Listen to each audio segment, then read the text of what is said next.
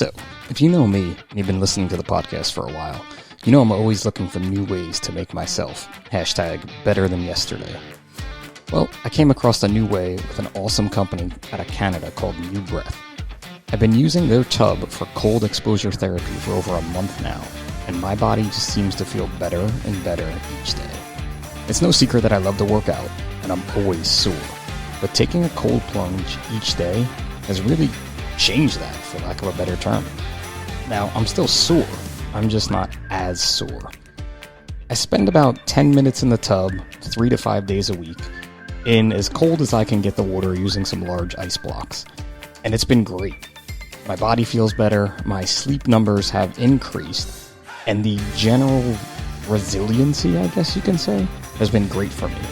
Because getting in that water truly takes your breath away each and every time. You have to focus, you have to calm yourself, you have to control your breathing to get into that Zen type state. So you can learn more about them by heading to their website, newbreath.ca, and save yourself some cash if you're looking to make a purchase in one of their tubs by using code THESIZEUP at checkout.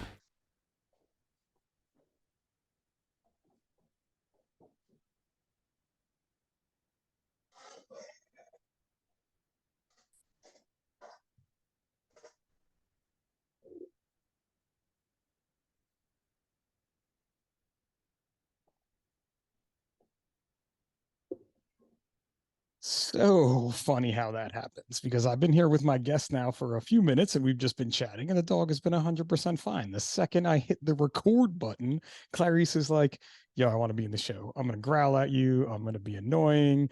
And that's just the way life goes. So she is unfortunately back in the basement hanging out by herself for the next little while, because that's how life goes, right? And that's sort of an interesting segue that this happened today, because my guest that I have on with me today really wants to talk about that kind of I guess work-life balance, home-life balance.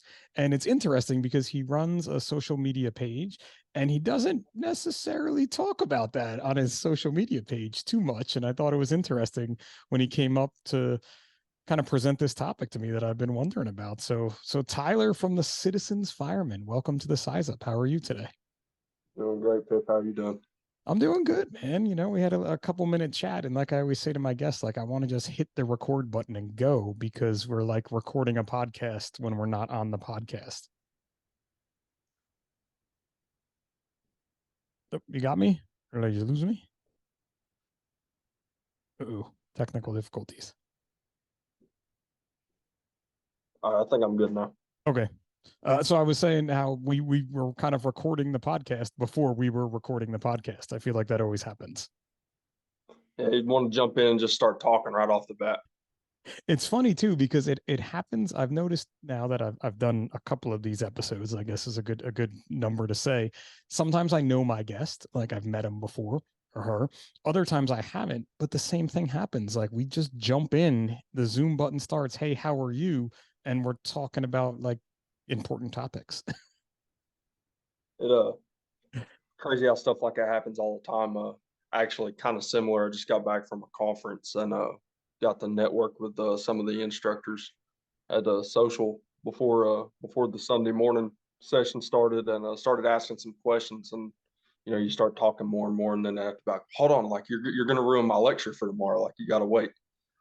It's always the best when they're like you're out with a bunch of people and they're actually doing their lecture in the place that you're at, or a part of their lecture, and you just see what I think is funny about that, because I've seen that happen a lot, is that people just keep appearing, and some of the people that are appearing are ones that have no interest in the topic, but they just want to learn. Absolutely. Or even the ones you can tell them just kind of stick around for a tidbit of it and then kind of wander off into the distance. No, no, those are the ones that don't want to learn. I've definitely or they realize like, oh, I stepped into. So with me, when I was doing a lot of the instructing things and talking about fitness and lifestyle and things, there'd be folks that would wander in and be like, what is this man talking about? I came here to learn about how to throw ladders and rescue people, and they would just vanish off into the distance. I've experienced that going to some EMS conferences with my wife because I have an EMR license. That's our minimum where I work. So I've attended a few classes, went to our state conference with her once just to try to pick up some CEUs and used accustomed to going to fire classes and fire conferences where I'm on the edge of my seat the whole time, sitting back, just like, man, I've really got to have these 2 hours to renew with no interest in what's actually going on stage. Nothing against any of the speakers or instructors, stuff like that, but you can definitely tell when somebody's not engaged, they're not interested in it. It could be hard too with some of the EMS topics because unless you are really into medicine and the human body and the background of all of that can really, really get boring. Oh, it can. And that's never been like a big thing for me. My wife loves it. She's been an EMT for just about as long as I've known her. She actually graduated nursing school back in, well, I don't want to get it wrong. I want to say 21. And so she loves the medicine, loves the medical field, and I like it just enough to do my job in the fire department. That's not my cup of tea. No, but you see that a lot in the fire service, especially if you're a non-transport agency. Like for you where you are, you have to be an EMR, which is I would assume is just emergency medical responder, right? Is the title Yep. for that. So in my department, we have to become EMTs and we are non-transport. So we have whatever we're up to now, 109 members, and maybe the newest 20 still haven't gone to EMT class. But of let's just say the 90 that are EMTs, I think there are maybe 10 of us who've ever worked on an ambulance in any level whatsoever. Maybe 15 to 20, but maybe we'll say 15. So you have a lot of people going on EMS calls, but they've never experienced the true EMS experience. And in all honesty, you can't really be good at that job unless you're doing it. It's one of the reasons why I gave up being a paramedic because I wasn't doing it enough and I wasn't immersed in it. So that's a big part of it, I feel like. I feel like that's one of the things you gotta stay hands on with too. My department, which we're a smaller department, we've got 21 people in just in suppressions. We got seven per shift, and we actually just within the last couple months had our first two pass their national registry for medic. And I'm like, hey, y'all, super proud of you. Take off to the moon with it, but that's not me. Now, is that leading to something for your department? Are they able to act as a medic on the rig? Because in New Jersey, I was not able to act as a medic on the fire engine. Both of them have went to work for the EMS service part time, but we've kind of started revamping some of the things that we run, like what we stock in our medical bags, to try to start easing into letting them do some more ALS care type of stuff compared to where we were just, well, actually, when I first got hired in the department, we didn't run medical calls at all except for EMS assist. The volunteer department in our city ran medical calls in our city while we sat in the station. Gotcha. So it's been a huge culture shock change, and it's just changing more by the day. Yeah, I mean, and that's what's happened to a lot of departments. Mine went the way of doing first responder EMS in, I want to say the late 80s, early 90s. We just had some of our last members that didn't have to become EMTs retire. And we've seen, there was a spike in EMS calls, and then there was kind of like highs and lows of what we were doing. And the EMS organization in my city has recently grown exponentially. And so they have more ambulances, which means less needs for us. So now it's kind of like the flip where our EMS calls it depends on the day of the week, how many rigs they have on, I guess. So some days we do a lot of EMS, other days we do no EMS. See, it's kind of the opposite for us here, and I knew practically nothing about the EMS system until I got with my wife, and I've learned so much stuff from her. Just like I said, with her coming home and that she starts rambling on about what she's done at work, and at first, it's just kind of jaw dropped, like you're speaking a foreign language to me. But I've kind of picked up on a lot of it over the years. But for us, she works for AMR. Okay. They cover our county as private, but it's an hour plus each way up the interstate for us to get a patient to a level 1 trauma center. So there's a lot of need for fire response to EMS calls where I'm at, because it's not uncommon for us to drop to level 0 or to see out of county ambulances coming in to pick up calls, because we just don't have the hospital systems to take care of your major calls without having to hop on the interstate, and now you've got an ambulance out of service for hours. It sounds a lot like where I just was in Iceland, where they literally told us at one point we went to see a geyser. And so the water was about anywhere from 350 to 450 degrees running right next to where you were walking. Essentially, there wasn't much of a safety barrier between you and the boiling hot water. And the tour guide wanted to remind everyone that the nearest hospital was over an hour away. So that was going to be a really painful ride with your burns if you decided to. I want to see if they're lying or not about the water. Yeah, literally don't want to test the waters on that one. That is a very good way to point it. You don't want to test those waters at all. That's what I told my boys. And then I'm like, you guys should try it. I don't believe that guy. And they're like, what are you, an idiot? I'm like, no, you'll be fine. My wife's like, their skin's gonna burn off. But it's something that you don't realize. And a lot of firefighters don't realize, or emergency services providers, when you're in an inner city type environment. And we have 2 hospitals in my city, one being a level 1 trauma center. Our longest transport is, if you're lucky, 10 minutes, and then boom, you're at the door. We do have places in New Jersey that are a lot further away, but an hour, you're nowhere. An hour is no one. That's for sure.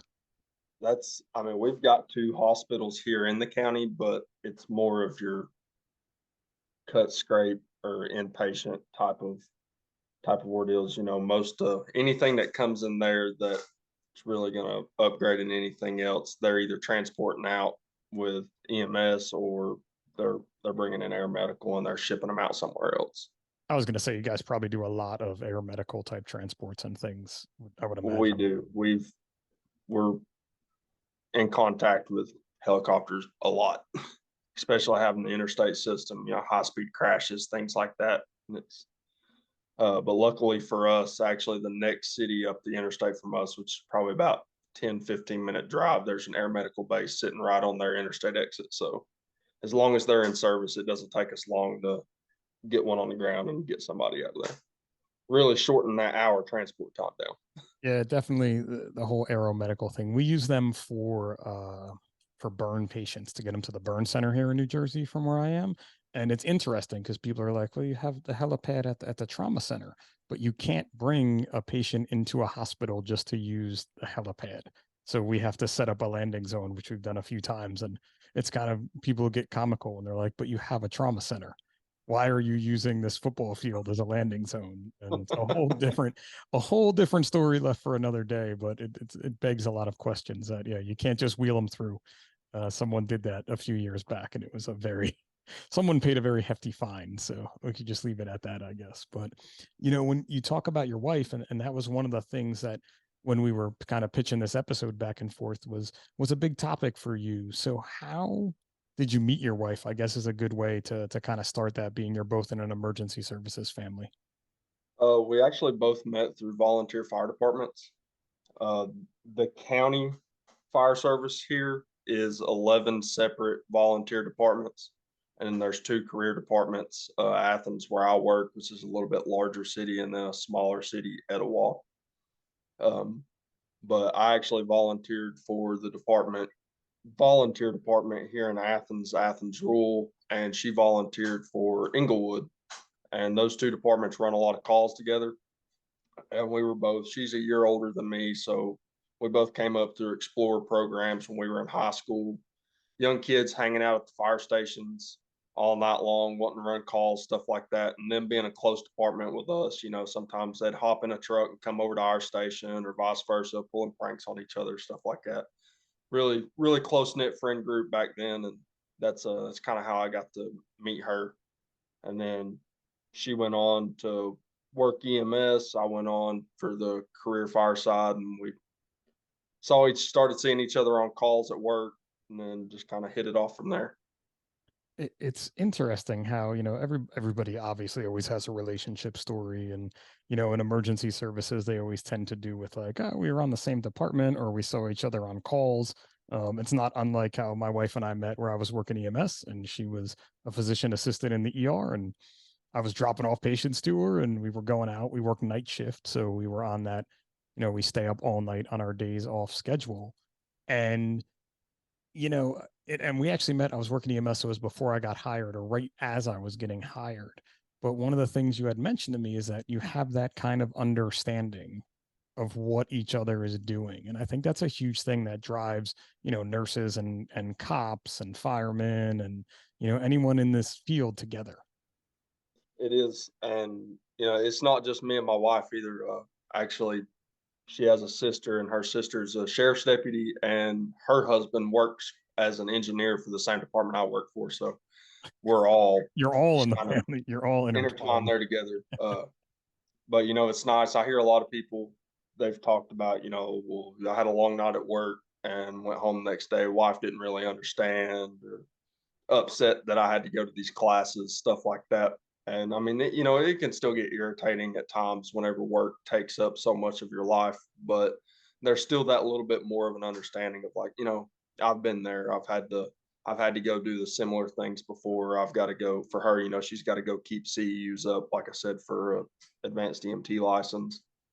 I'm going to different classes. I just got promoted back in January, so I've had to meet new job requirements, things like that. So there's a little bit more of a, like I said, an understanding of what all the job entails. It's not just to go into work and clock out and wait on the next day. Yeah, that understanding, and that's like a key word in all this is the understanding part.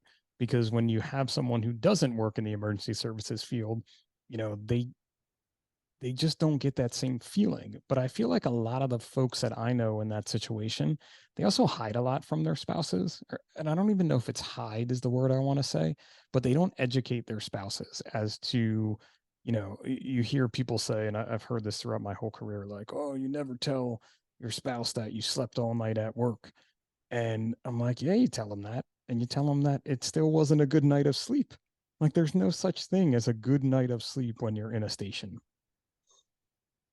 Uh, another part of it too, uh, you said people hiding stuff from their spouses. Unfortunately, we all know that some of the stuff in emergency services that it entails isn't the prettiest thing ever. You're going to have the bad days at work. There's going to be days when things just take a curveball and everything goes wrong, just snowballs downhill. Uh, and I feel like a lot of people really don't want to come home and expose their family to that.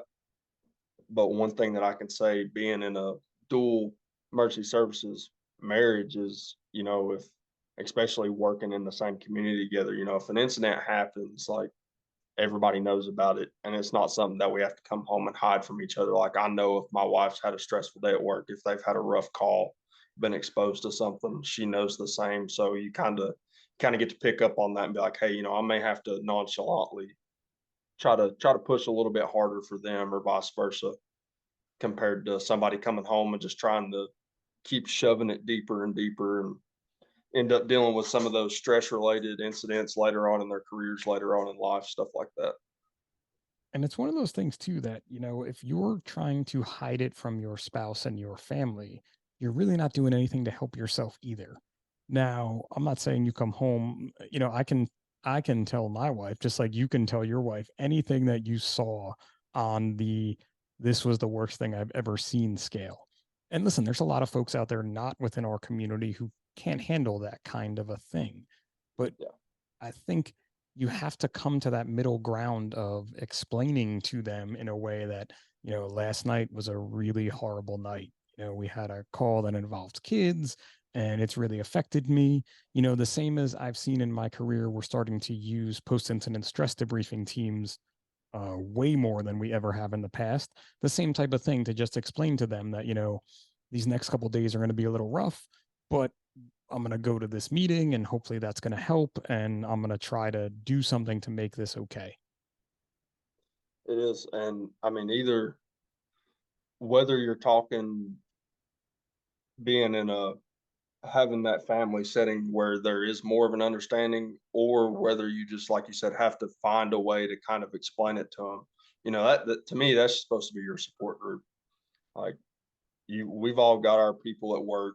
We've got the different resources, like you said, the stress management team, stuff like that. But when we come home, like that, to me, family, that aspect of it, like that's what keeps you grounded. So, hiding stuff, uh, I don't foresee anything like that leading to nothing good. No, it definitely, and it never does in my experience. Even when I've done things like that, it never did. And you just told me you have a 2-year-old daughter and another child on the way. And look, when my kids were little, they didn't hear any of these things.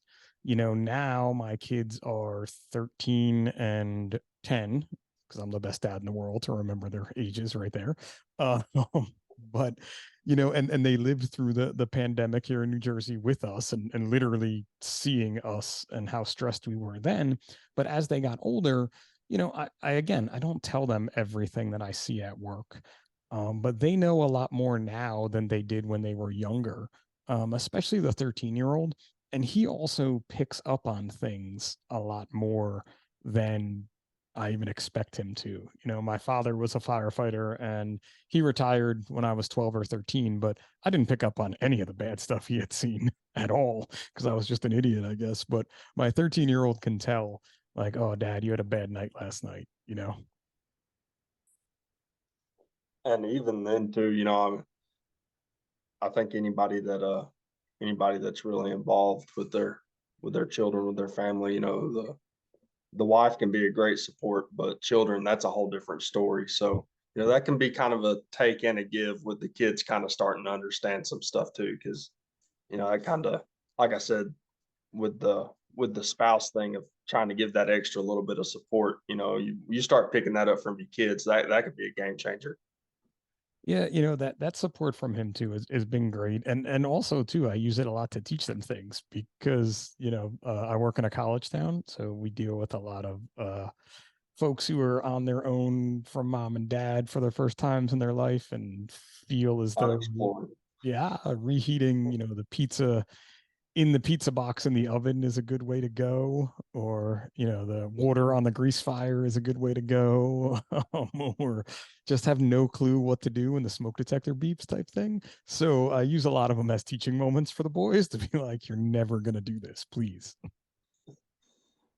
Really start explaining to them the whole, don't do anything you don't want to have to explain don't do anything you want to explain to dad's friends when they show up in the fire truck. This is true. This is true. And also you don't want to do anything that'll get you on the internet being stupid. So that's a whole new ball game of parenting. And I can't even fathom what it's going to be like when your little girl is 13. I don't even want to imagine it. Which again too is another big part in a marriage and an emergency services marriage, though, is the social media aspect of things. Because now when an incident happens, I mean, it's almost live on the internet, or the information is coming out so quickly that you have to have your spouse prepared for the fact that there could be something bad happening. Absolutely, because you're tied up on, if you're involved in that incident, you're tied up on it. Like you said, social media, news outlets, stuff like that. They're probably going to find out about it way before you get a chance to even get that sit down. Hey, this is what's went on. I'm okay, or whatever it may be. That somebody out there with a camera is going to already be capturing it and blasting it out to the world, and there's a good chance they're probably going to get a hold of it. Yeah, I mean, there's just no way to not have that happen anymore. We talk about it at work that we are literally always on camera. We recently started to get some folks actually showing up to like every call we're on with cameras, kind of like they do out west, or like even I know in New York City they have a Citizen app, and I know guys that say like when they're going to a fire, they can pull up the Citizen app on the way to the call and almost see live footage of what's happening at the call before they get there because they're Before the coming. rig actually gets on scene. Yeah. And that's something that again your spouse could be seeing or getting notified of, and especially, you're not as much out in front of your social media page yet, at least that I can tell. And so I don't know how many people know you, but it's the same type of thing where I've kind of been out in this community for over 10 years now. Sometimes my wife will get texts like, is Pip working today, from someone that she barely knows in another state. A lot. So, it's one of those things that, again, being in this dual responder marriage, and in your instance, with your wife being on the ambulance, it's the same vice versa to you. You know what I mean? Like, folks on ambulances are involved in just as many of calls that make the internet as we are these days. It is, and I catch myself digging for it. Honestly, like we have we use an app at work that kind of updates like live CAD notes from dispatch when we're going on calls, and I have the mobile version of it on my phone. And when I know she's at work, if I see a med call come out in the city, I'm like digging through there looking for EMS notes. Like, what's she doing? Like, what are they responding to? What's going on? Oh, And you can't do she'll it. I'll hear Don't do back that. from her an hour later, and she's like, "Sorry, we had this." I'm like, "Yeah, I know. I've been reading all about it. Like, just been sitting here watching it." I've been watching the updates as they come across. And again, there's good things to that, and then there's bad things, right? Because then, if she went on a bad call, you're sort of prepared to help her. But then you also have the flip side that if she went on a bad call, you're nervous for what could be happening to her. Oh, absolutely. Um, It's something on the National Fire Radio series right now, the Maui Firestorm that comes out every Monday, that some of the responders are talking about, that where they were in the area of the fire had no cell service. The other side of the island where they live did have cell service. So their families knew they were in grave danger where they were, but had no way to communicate with them. they had no way to touch back home to let them know that, hey, I'm good. Yeah, they said at What's one going point, I think on? in episode 1, they had said how, like, at one point they were able to find a pocket of cell service, and everybody was just trying to get like that one text out, like that I'm okay. So at least the folks there knew that they were okay for the moment.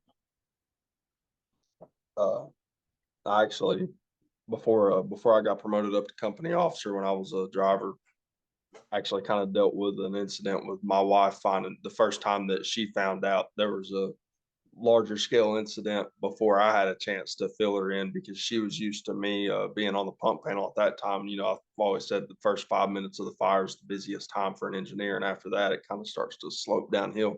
So 100%. after water supply and everything's going, you just pull the phone out of the pocket, like, hey, we're on a working fire, everything's good, whatever.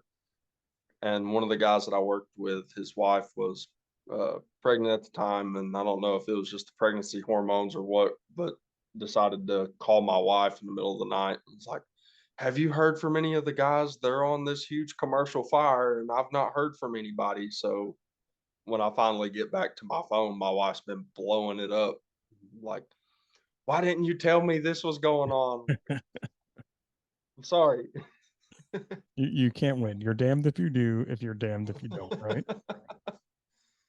It's one of those things too that, like, sure, our communication systems are so much better. I mean, here, my phone is sitting right in front of me as we talk, right? I'm sure as yours is probably somewhere near too.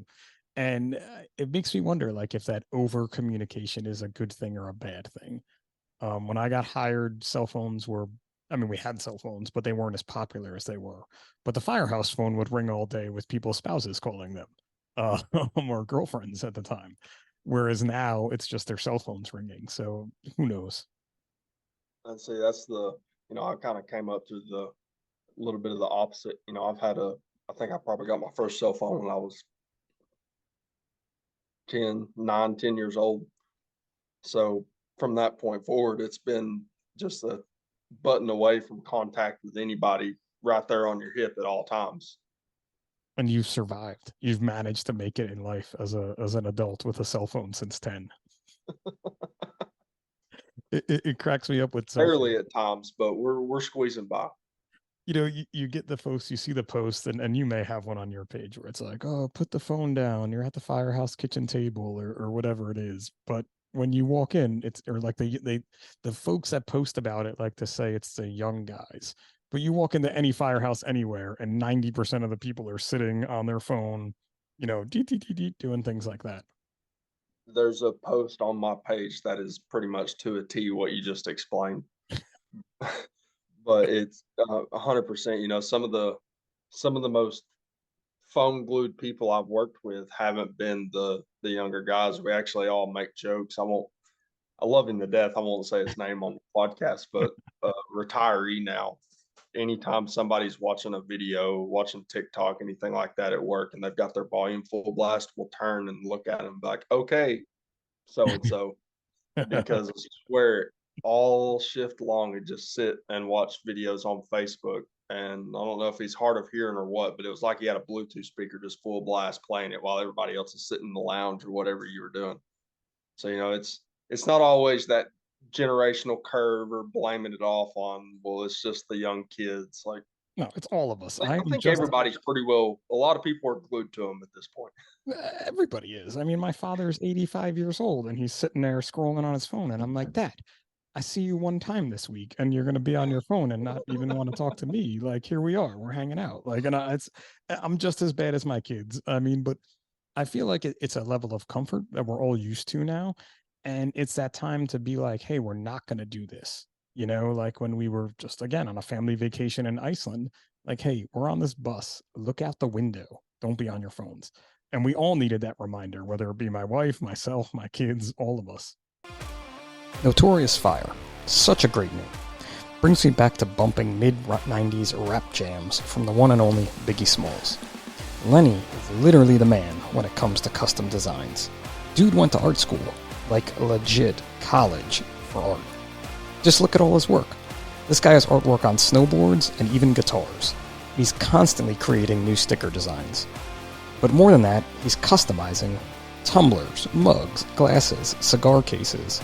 Well, basically anything you can customize at this point, Notorious Fire Company will customize for you. On top of that, his IG game is on point. And occasionally, you even get to see a pic of the man behind the brand. So check him out at notoriousfire.com or on IG at notoriousfire. Trust me, you won't be disappointed in his work. But I think technology too, though, on that level of, you know, there's pluses and there's minuses to everything, right? But here we are, both people who run social media pages essentially, who wouldn't know each other if it wasn't for this medium. Absolutely, you know, it gives and it takes, and also kind of coming back to the home front aspect of it too. You know, I feel like a lot of people, you know, I catch myself doing it. I come home from work and take a nap and then get up, and it's the first thing that's right there, and I instantly get on my phone and I catch myself like, hey, like put the phone up, like let's spend some time with the family, It's really stuff like hard. that. It's a really hard thing. Like it's very easy to be addicted to. And even too with kids, like, you know, you have your daughter home with you now and you're like, oh, she's watching some videos on my phone. And sometimes that's what has to happen, right? But you also need that healthy balance of it, just like at work. Like there's nothing wrong with unplugging from the fire service a little bit while you're at work and watching some mindless anime video like my rookie does now. It's like my kid. It's literally like my kid. I'm like, are you watching anime again? We can we were actually just talking the other night. If you turn the TV on in our lounge at my hall, you can go to YouTube, and just off of the searches, you can see the shifts that have came in based off of what they watched. You know, we got some that are like avid hunters, and my engineer, and actually I'm super lucky. My driver was my best friend in high school, so me and him are super close. And he kind of got me back into the fitness world, and he's like big, like loves bodybuilding stuff like that. So you will go on to YouTube when we're on shift, and it's nothing but him watching stuff like Sam Sulek videos and things like that. All right. So what's the third shift watch then? We got hunters, we got bodybuilders. You probably have 24/48 is my guess. So what's your That's what third we're shift on. watching? They watch nothing. I don't think they watch much YouTube, honestly. It's just the other two guys, you know, but that too is another thing where we watch a lot of YouTube videos of fire buffs taking videos because it's a decent way to train. You know, what would Oh, we do we if do we that did? all the time. We'll sit down and, you know, one of my favorite, Stockton out in California, they've got some great videos they put out with their helmet cam footage. Yep. You know, they'll timestamp it with they'll have the dispatch Audio. audio, Yep. and I'll sit down, and the firefighter on our truck loves to come in there if he hears them turn on, come sit down and start watching them with me, and it's a great way to you can take the fire department videos two different ways. People can sit back and be the armchair quarterback with it, or you can, especially for departments like they're catching. I think I want to say that one of their last videos I watched said that the department was averaging at least 2 to 3 working fires a day. Yeah. So you're watching these guys like they should pretty well have this figured out. So maybe we could sit back and take some notes off of it and learn a thing or two from them, compared to sitting there and criticizing every move that they make because they're on a different coast than us, and oh well, we don't agree with that tactic over here. And even if you don't, it's okay to not agree with it. A lot of the stuff I watch, a lot of those Stockton videos, and a lot of the stuff they do is not going to work in my department, not even close. But to Absolutely. realize that, right, that's half the battle. Kind of saying like, listen, that doesn't work. It works for them. It's not going to work for us. Maybe we can do something a little better though, kind of like they do. Maybe, if they were watching videos of what we do, they'd be like, oh, we should do it that way. Yeah. But I think it's a big thing, and it's the same thing with a family and with kids. My younger son has dyslexia, and he's a very much a visual learner. His reading level has gone exponentially. He's right one level below where he should be, kind of through the educational system we have him in, but he still watches videos on YouTube, and he'll come up with things that you're like we were just in Iceland, and you're on top of a volcano that's going to erupt while we're there. And he's telling us about lava and magma flows and how it happens. I'm like, bro, where'd you learn that? And YouTube, literally YouTube. Oh, okay, cool. Anything you want to learn, like it's just a fingertip away from it being right there in front of you.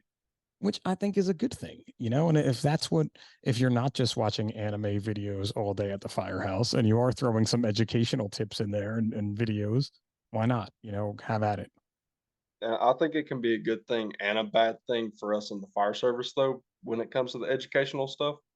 And I mean, I'm saying this as somebody who's started a kind of newer page. I mean, I think the page is just shy of 800 followers right now. So, it's not been around for that long.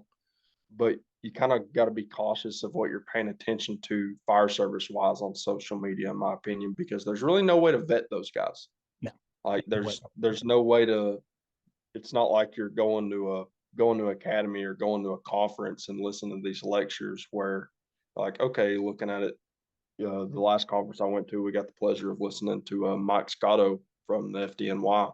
Mm-hmm. And you sit there and you look at that his bio, and you're like, all right, this pretty well vets itself. Like, I'm going to trust practically anything this guy says.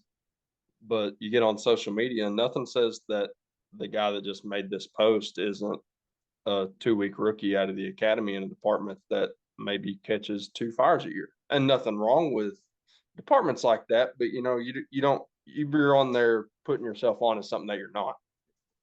So yeah, I think that's the bigger thing on the internet, is that anybody could put anything up about anything in any way, shape, or form. So it's all with a grain of salt. You know what I mean? Like absolutely. I learned very early on in this game was like, don't read the comments, and it still holds true to anything that goes on. Whether it's fire, and just don't read the comments. I like to learn from any way I can. You know what I mean? Is the easiest way to put it. And watching a lot of videos like that or different things, I'll always pick something up, whether it be, those Stockton videos, they're clear, concise radio communication. They have that very easy cadence, and maybe they're not posting the videos of the people screaming on the radio either, like we have in other places. But you have to think about that as well. That could be something going on. Absolutely. So how did the Citizens Firemen come about? Because honestly, every time I see you pop up with a post or like even prepping for the podcast, I can't not think of the scene in The Departed where they write citizens on the envelope. You know what I'm talking about? I've never seen it. Oh my God, it's so disappointing. Dude, watch The Departed. Like, it's literally I'm it's a going top to take 10. a mental note to myself now to go watch it. It is a top 10. I will be asking you weekly if you've watched The Departed yet. But there's a scene where he writes citizens, and a guy who's from Ireland is like, "That's not how you spell citizens," and he crosses it out and changes it. And so when I see your post, I don't know, just made me think of that. Uh, the page really came about honestly as a way to keep myself motivated. And we also kind of a different aspect of it. We do company level inspections where I work. So a lot of us are also certified fire inspectors. Okay. And a big thing for fire inspectors I've noticed is they all love to throw around the word networking. They go to conferences and that's all it's about is just meeting people from different jurisdictions. And it's, hey, have you ever ran into this? How did you handle it? But we didn't, at least where I'm from, I didn't really see much of it from the suppression side of things. And especially working for a smaller department, I love where I work. I love working in my hometown, but trying to kind of feed some of that hunger for wanting more out of the fire service and getting able to meet new people. I've been able to make connections with people that have just been a game changer for my career in the short amount of time, probably the past year that I've been doing it. So it's been it's kind of, as I said, a motivator just to feed myself. And also it seems like kind of trying to motivate other people has kind of been a pickup for me too. Uh, I Kind of think something that's that I picked up from, I'm actually still currently drilling, unfortunately, in the Army Reserves. And one of the things that I picked up from there as a team leader, which was kind of completely opposite of the fire service, was military leadership is more, that's not my job, pointing fingers style, compared to I was in the fire service before I went into the military, to where the fire service, I feel like a lot of it is upfront taking charge, like I'm going to set an example leadership. And seeing the difference between those two really made me enjoy the fire service kind of philosophy behind it of wanting to better people through bettering yourself. So that was kind of a one of the big reasons in wanting to kind of branch out and start doing some stuff outside of the own four walls of the station that I work in.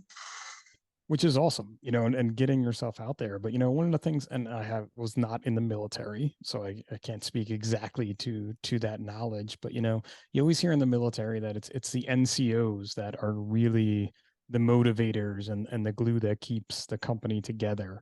And when you think about it, it's because they were the private at one point. Like, yes, officers in the military go through boot camp and they go through training, but it's like in the fire service, the majority, I'm sure there's some places that aren't, but every chief was a rookie firefighter that cleaned the bathrooms and made the coffee and did all the housework. We've all come up through that kind of hierarchy. And it really matters as you grow in the fire service how you change. Like I never forget where I came from. Just the other day, we needed Seafold towels in the bathroom, and I was going in there, or I was in there, and the rookie's like, "Oh, I'll leave them out here," and I'm like, "Yeah, don't worry, I got them." And he's like, "Oh no, I'll do it when I come back." And I walked out of the bathroom and I grabbed the towels and I put them in the paper towel dispenser. Again, it's like the littlest stupid thing ever, but what do I care? Who am I to say I'm not going to do that? Absolutely. Probably one of the biggest quotes that ever stuck with me that I saw, and it just happened to be the perfect timing, was as soon as I got promoted to company officer, I just happened to get on Facebook, and like the first thing that pops up was, I can't remember what page had posted it, but it was just a picture of a fire engine, and over the front of it they had put a caption that said, never be too good to clean the toilets. Yeah, Like, everybody think the crappiest job in the firehouse. Like literally and nobody wants to figuratively. go in there, especially, I mean, you know, most of us don't have the best diets in the world. So the toilets aren't always the prettiest place. We might have the shiniest apparatus, but the the firehouse bathroom may not be very pretty. But it takes just as much effort, in my opinion, to lift a hand and or go find somebody to come do that task, then it's going to take a couple seconds and knock something out on your own. Like you're not, my opinion, like I'm not too good to do anything. Like you're all there for the same job. I'm living in the same station as the rest of the guys are. And it comes down to too with something like that, because I find myself sometimes, saying like, "Hey, could you do this?" Asking one of the younger firefighters, like, "Hey, could you take care of this for me?" And it's not because I'm not going to take care of it myself. It's just because I have something else to do. So we Yeah. always have to keep that in mind as well.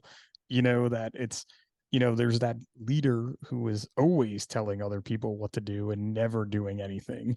Then there's that leader that is asking other people to do stuff because they are too busy doing their own stuff to do it. And you also have the complete flip side of the person that just does it because they don't want to talk to people or do anything like that.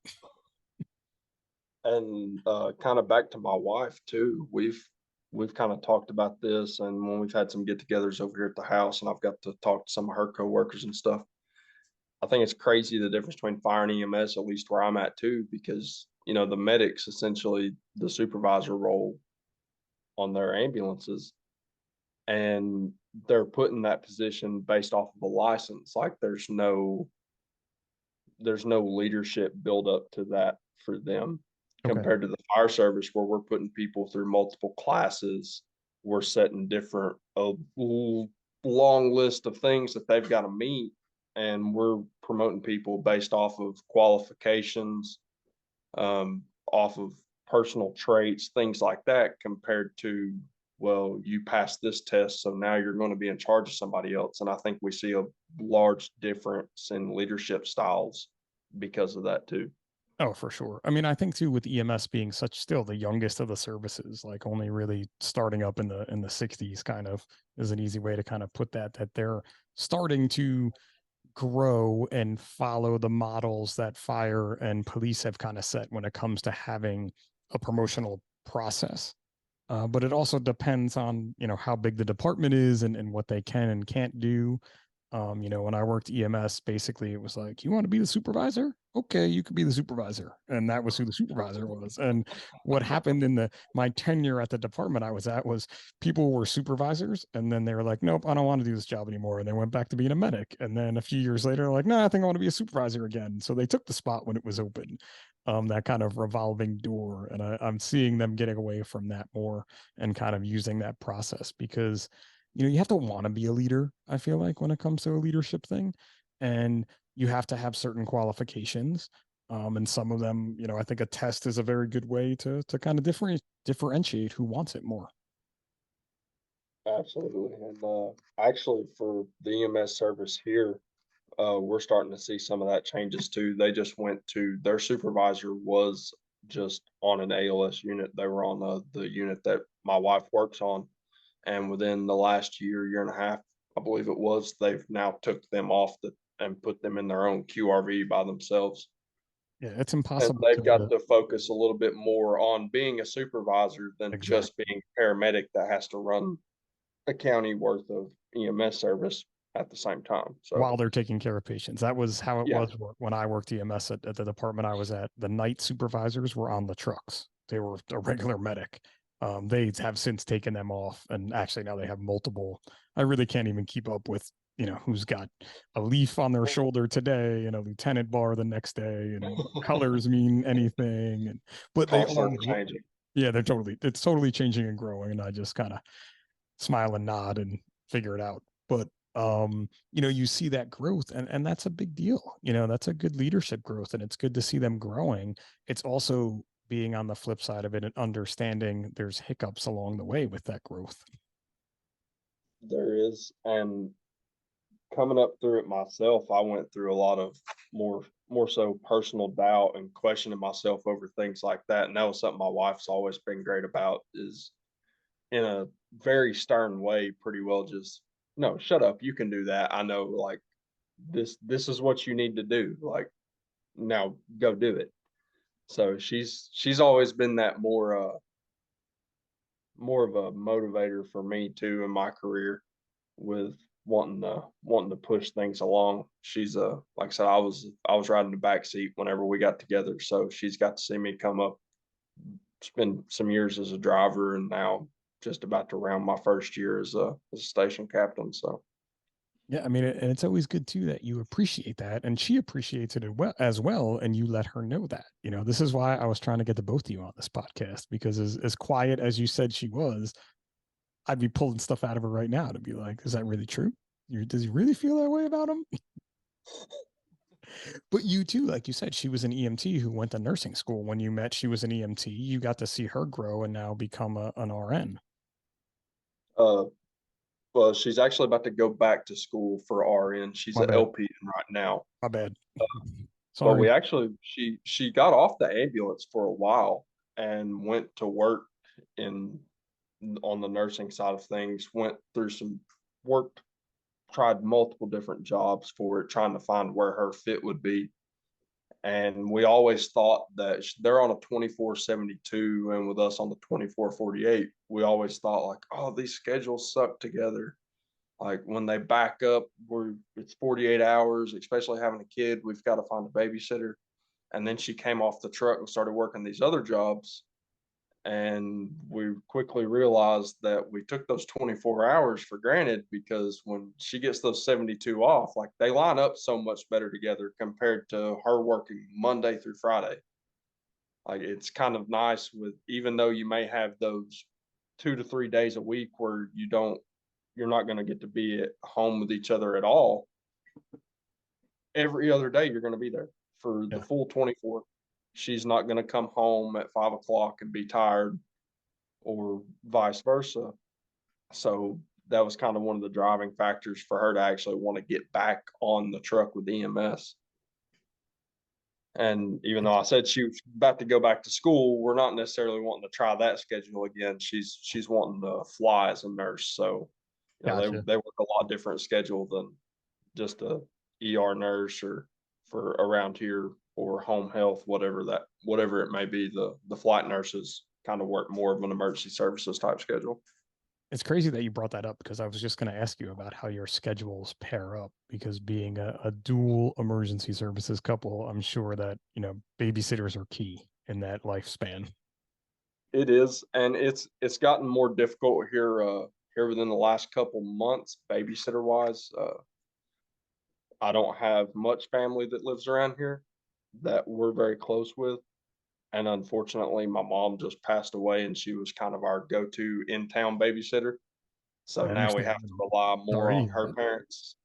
And it was that we're kind of starting to wind down from that, but that was kind of a stressful situation to begin with, because unfortunately, her and I both were on shift when that happened, and we're the responding trucks to that incident. So Oh man. Okay. We'll save all that that's story for a podcast another day. I'm very, very sorry for all of that, is an easy way to put it. And that's one of those things though, that's a challenge that we face, and that you faced on two levels, with having your wife being involved in it as well. So that always makes for a tricky situation. But to me, it sounds like you've handled it in the best way you can.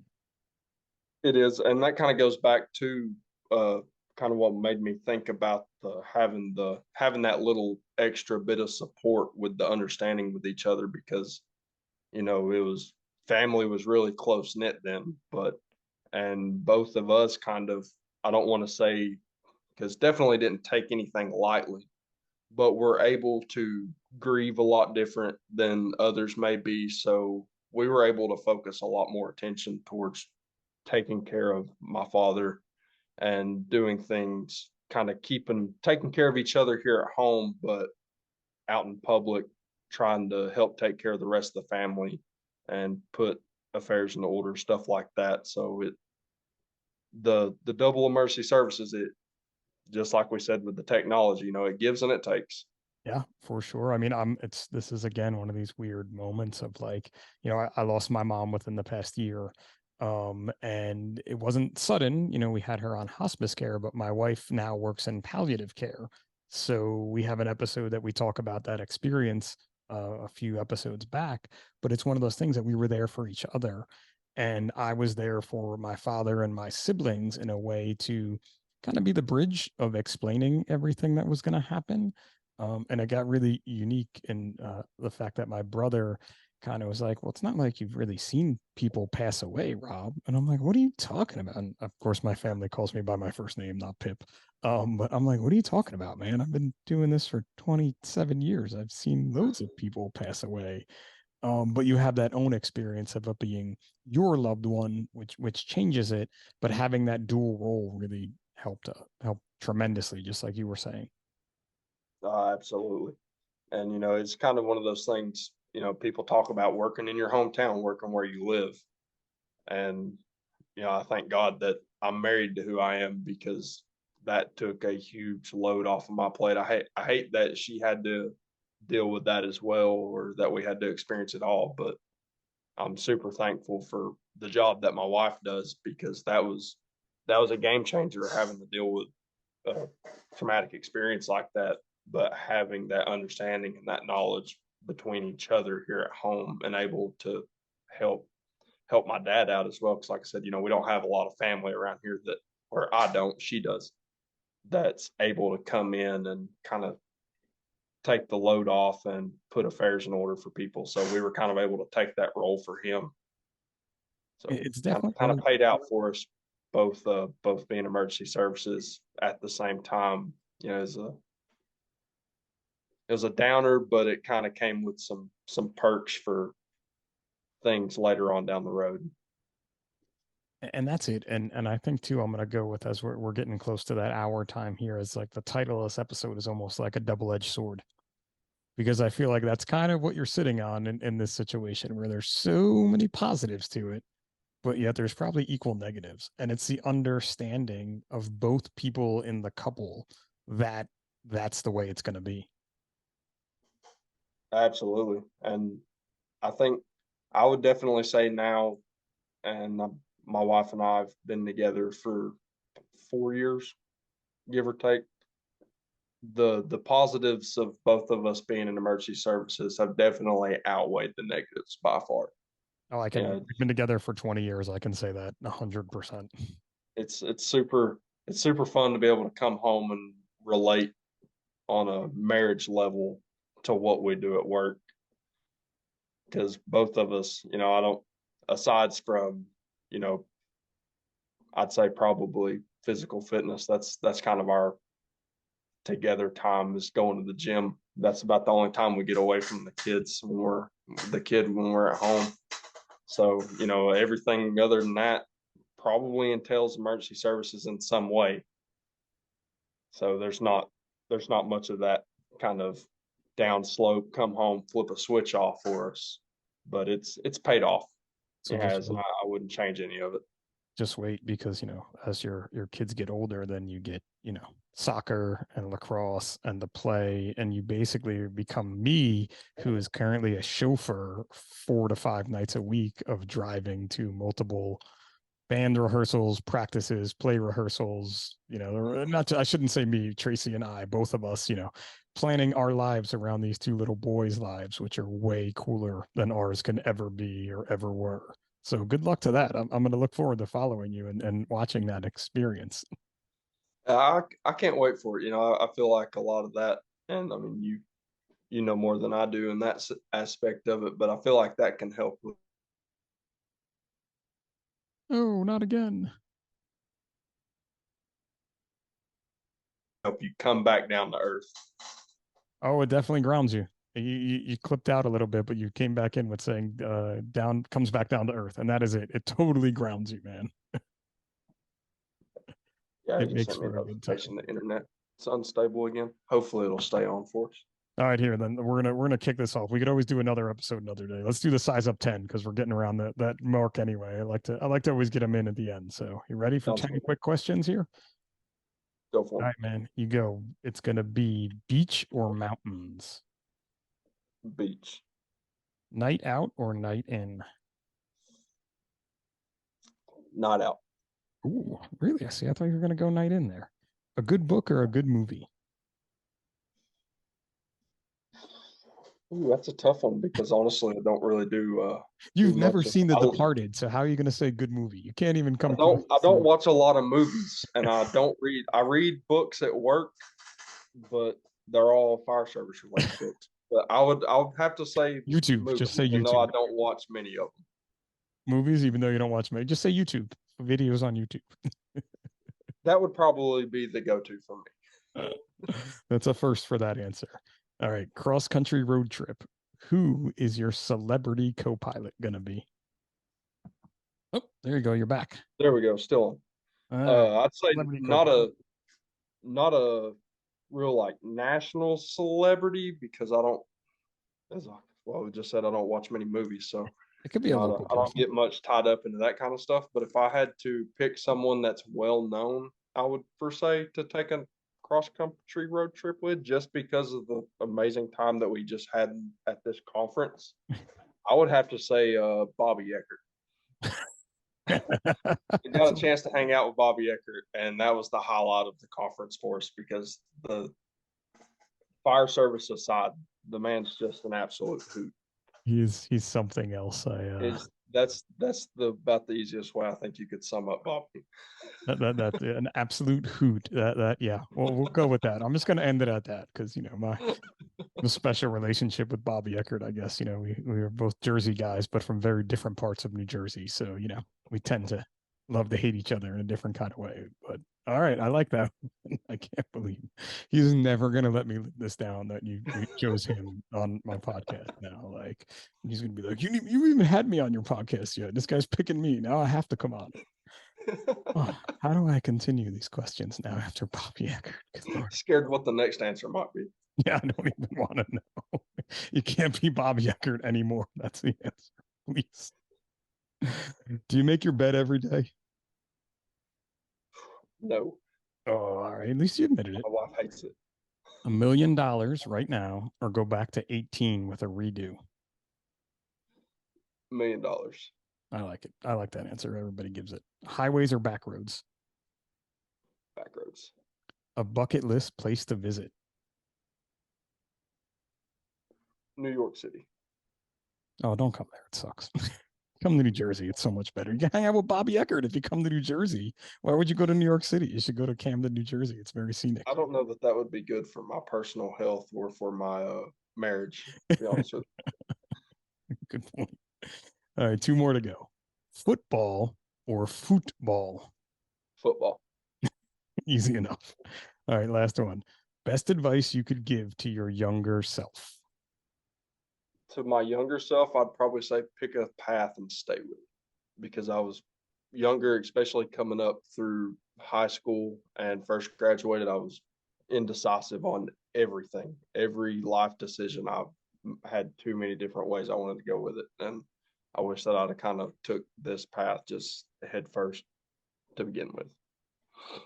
That's really awesome, because I think we could all say that about our younger selves, though, right? Whether it be, I kind of knew where my path was going to, but I did a lot of other stupid shit that I shouldn't have along the way just because I wasn't on the path like I should have been. Oh, absolutely. I remember my freshman year of high school, I either wanted, and two completely different spectrums, I either wanted to dive like straight into agriculture, or I wanted to go be a medical doctor. And I remember sitting at a bonfire one night at like 15 years old with a beer in my hand and just sitting there thinking like, yeah, I don't think we're on the right path for MD here. We're gonna have to change some things. And somewhere in the play is like, fire trucks are pretty cool. Listen, there's nothing wrong with that. You probably made the right decision overall, because I know a lot of MDs that aren't exactly happy with their career path. So I wouldn't change it for nothing, like I said. Awesome, Tyler. Well, listen, man, I really appreciate you coming on today. Can you tell the folks where they can find you on the interwebs there, your page? The Citizens Fireman right now is only on Instagram. I think I'm gonna eventually start trying to hit some other social medias with it, but for right now, that's kind of what I'm sticking with. That's a totally smart move. And there's some underscores in there, right? It's the _citizen_fireman. Yes. Okay. I got underscores. And aside from that, maybe kind of hard, but I've had some people reach out to me on Facebook that have hunted me down as well. But if you can manage to do that, I'm always welcome to talk with people there. But I think Instagram's probably the easier way to find it. I'm sure there's a lot more Tyler Evans out there than there are Instagram pages called The Citizens Fireman. I would go with that 100%, you know, and maybe some folks have heard me say this before, but then I should probably just get him on the podcast. But there is another Robert Paparo out there. He is a Saratoga Springs, New York firefighter. There was a brief time where we were definitely working on the same shift day. He's also vertically challenged and very into fitness, and married to a physician assistant. So that's how scary the world can be on the internet. Creepy. Might be your doppelganger there. It's really creepy. And like literally he reached out to me and was like, I'm so tired of people asking me fitness questions because they think I'm you.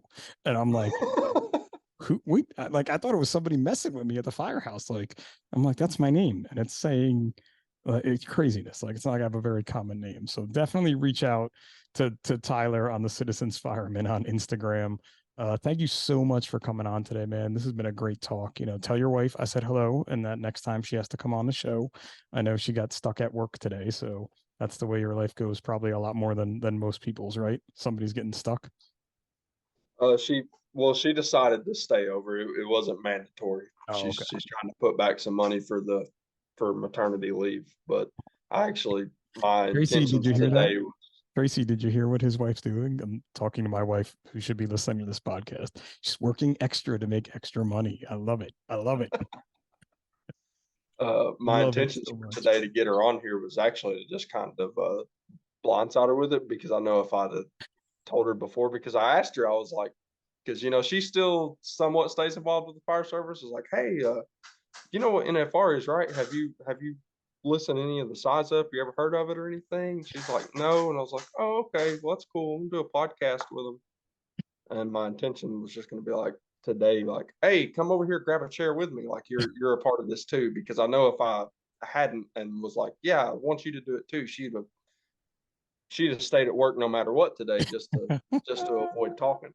Now I'm mad she took the extra shift, because that would have just made for a great episode. I could have played like the marriage counselor. Like it would have been like the dating game, like hitting you with the cards that don't exist, like the whole time. Like hide the knife. With her working last night, that might have ended poorly for me. Especially you're in the kitchen, like hide the knives if you plan on doing that again. Tyler, man, again, thank you so much for being on today. You know, this has been an awesome episode. It's been great meeting you and chatting with you. Everybody out there, give him a follow on the Citizens Fireman. He's definitely throwing out some cool little blurbs. You have to look below the picture, and there's a nice little quote down there usually, and then opening up some great discussion. So it's been awesome. As always, thanks for tuning in. Thank you to all of our sponsors, especially right now, my man Lenny up at Notorious Fire. You're going to get to see some cool Size Up swag, I guess we can call it, coming out of there for soon, hopefully for the holiday season, but maybe afterwards, because that's just the way things go. And again, you know, tune in next Tuesday for the Size Up by National Fire Radio, because what you do off the job matters. What's up, everybody? Welcome to episode 44 of the Size Up by National Fire Radio. And as I said, I was going to try to leave Clarice out, and now I can't because she's being annoying because I'm talking. So give me 1 second and I go put her away, and I will be right back. Hold on.